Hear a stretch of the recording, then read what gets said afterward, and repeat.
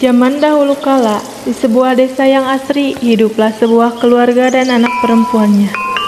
Anak perempuan itu bernama Bawang Putih. Meskipun dia tidak memiliki paras yang cantik, namun Bawang Putih memiliki hati dan sikap yang sangat baik. Bawang Putih lahir dari keluarga yang bahagia. Ayahnya adalah seorang konglomerat yang kaya raya. Namun, suatu hari ibu Bawang Putih sakit keras dan akhirnya meninggal dunia. Bawang Putih pun sangat berduka, begitu pula ayahnya.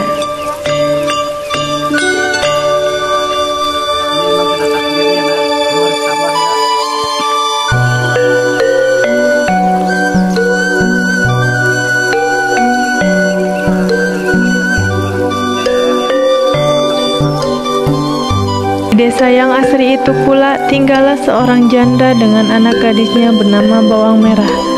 Sejak ibu Bawang Putih meninggal dunia, ibu Bawang Merah pun sering berkunjung ke rumah Bawang Putih.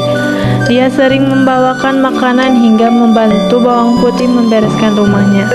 Bahkan seringkali ia datang hanya untuk menemui Bawang Putih dan ayahnya ngobrol.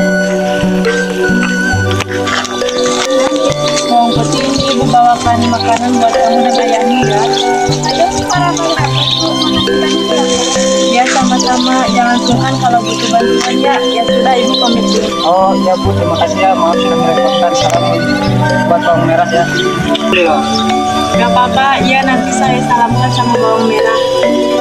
Karena merasa Bawang Putih butuh peran seorang ibu, sang ayah pun berpikir bahwa mungkin lebih baik jika ia menikah saja dengan ibu Bawang Merah. Dengan berbagai pertimbangan dan mendapatkan persetujuan dari Bawang Putih, sang ayah pun menikah dengan ibu Bawang Merah.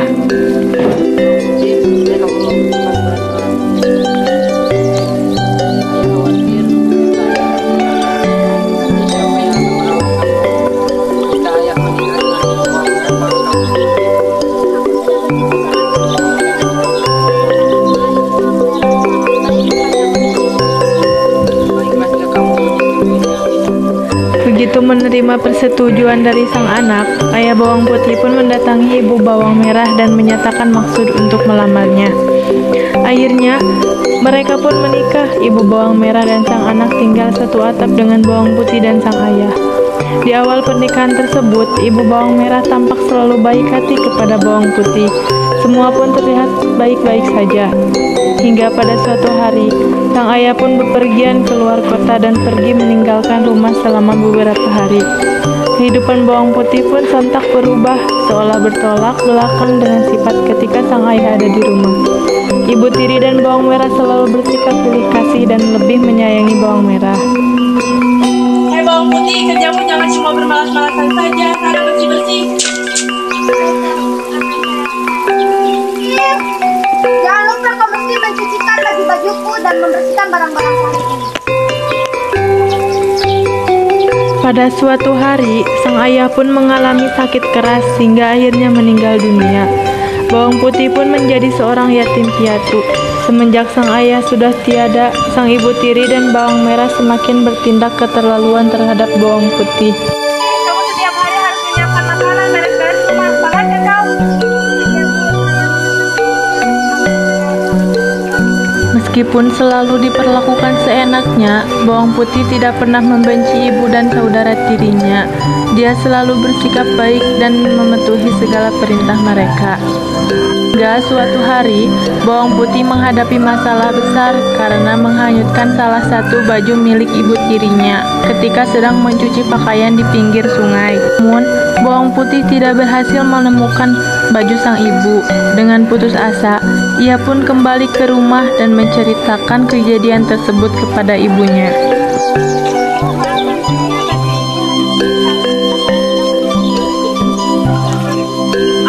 Besar ceroboh, ibu tidak mau mencari. Dengan bersedih, Bawang Putih pun terpaksa menuruti perintah ibu tirinya. Ia kembali menyusuri sungai tempat ia mencuci tadi. Matahari pun mulai meninggi, namun Bawang Putih tak kunjung menemukan baju milik sang ibu. Dia pun memasang matanya dengan teliti. Diperiksanya setiap juliran akar pohon yang menjorok ke sungai dan berharap menemukan baju sang ibu tersangkut di sana. Namun, pencarian bawang putih tersebut pun belum berhasil. Setelah matahari sudah mulai terbenam, ia melihat seorang ibu yang hendak pergi ke pasar.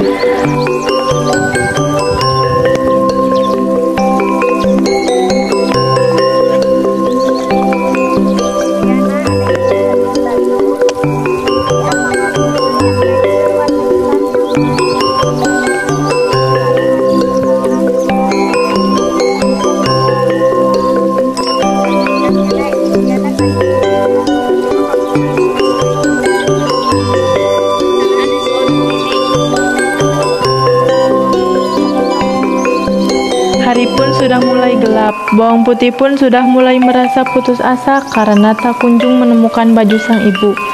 Ia pun terus menyusuri sungai tersebut mengikuti saran bibi yang ia temui.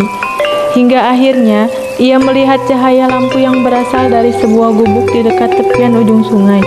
Bawang putih pun segera menghampiri gubuk itu dan mengetuknya.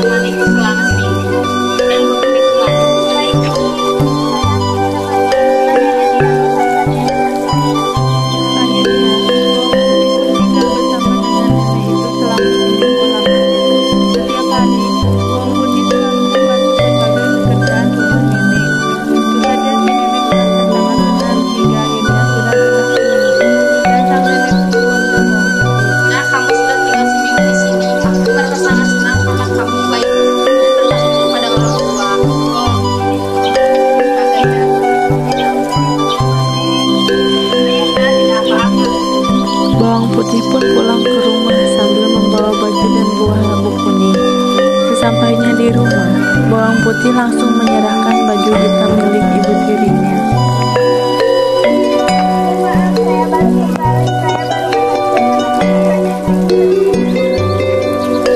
Mel, apa itu yang kamu bawa? Ya, apa itu?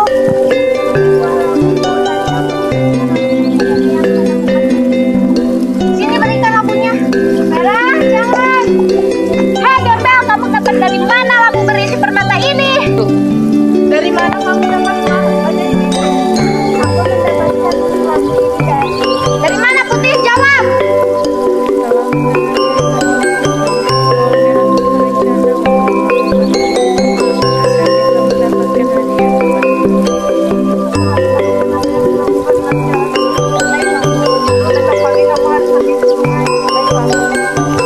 Keesokan harinya, bawang merah pun menghanyutkan bajunya ke sungai.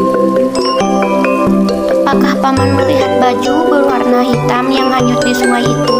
Ya, saya tadi melihatnya. Iya, saya tadi melihat baju itu dibawa oleh nenek yang tinggal di gubuk itu.